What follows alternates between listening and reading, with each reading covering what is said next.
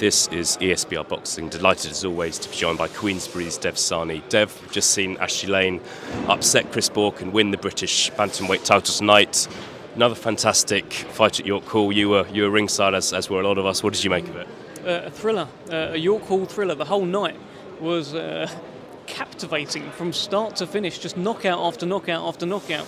And then you look at Chris Bourke against Ashley Lane, and you're thinking, if anyone's going to get the stoppage here, it's probably going to be Bourke, right? Especially after the way the fight started. He cut him up, he had him sort of wobbled a little bit in the first couple of rounds, but Ashley Lane just kept growing and growing and growing.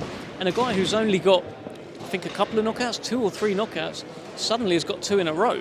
Suddenly in very, very important fights, Jordan Perkis and now Chris Bourke. He's in a great spot. I'm gutted for Chris Bourke because I know how much that meant to him.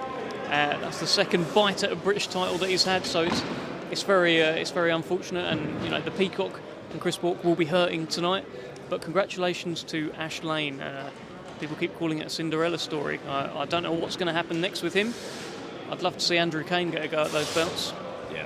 Yeah. Look, just a fantastic fight, and I'm not sure I've ever seen a card where every single fight has ended in stoppage. I don't know if we'll ever see one of those again. Well, just one word on Chris Bourke, Dev. He did look devastated, understandably.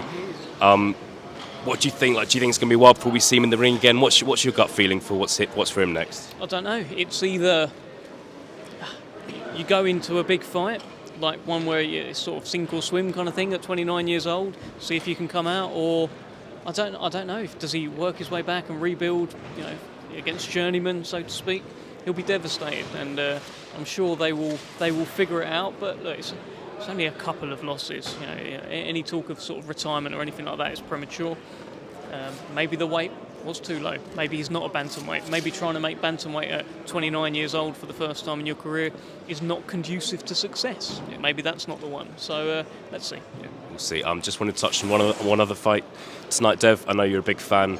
Moses Itauma, another first-round stoppage. Yeah. He seemed a little bit frustrated, disappointed that the fight was called off so early. What did you make of it?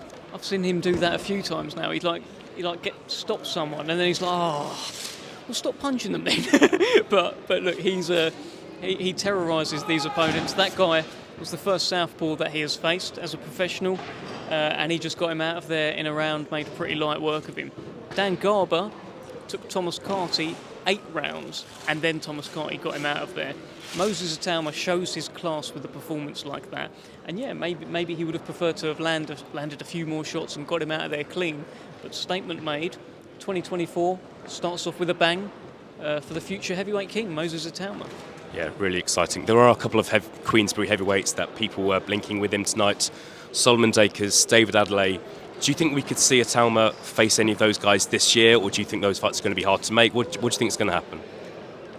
I don't know. It's one for Frank. But would I love to see all of those fights? Absolutely yes. But he has promoters and managers who will guide his career. Similarly with Sol Dacres and David Adeleye as well.